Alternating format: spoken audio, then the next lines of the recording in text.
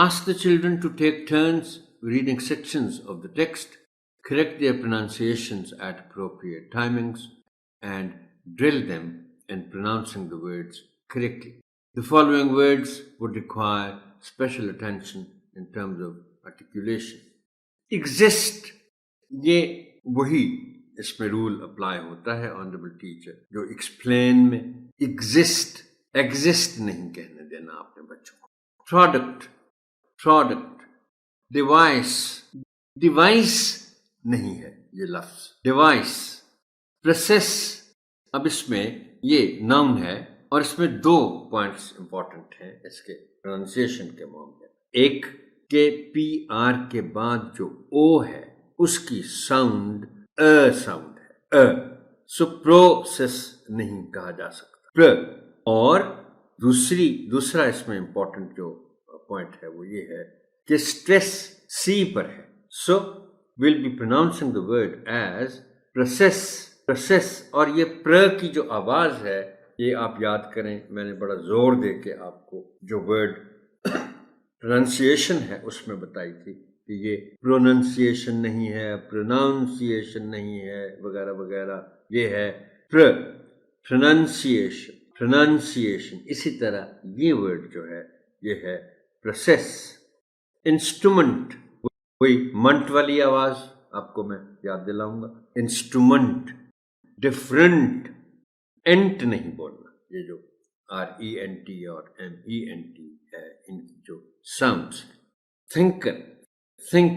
Thinker, बिल्कुल वो जो उसको आप कह रहे हैं ना कि भारी आवाज थ वाली जो आवाज जैसे थी में होती है, उसको अवॉइड करना. थिंकर नहीं कहना, थिंकर.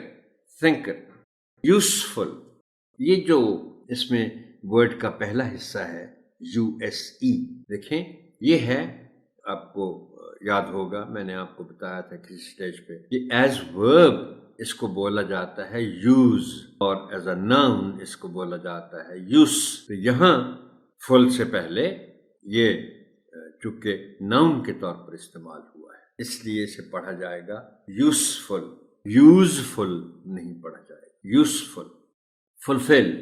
फुलफिल नहीं कहना, पहले F पे स्ट्रेस नहीं है. फुलफिल दूसरे F पे है और वो भी प्राइमरी स्ट्रेस नहीं है, यानी हल्का स्ट्रेस है. हम ये नहीं कह सकते कि फुलफिल. डिस्क्राइब, इस वर्ड में again there are 2 things that are important to be kept in mind.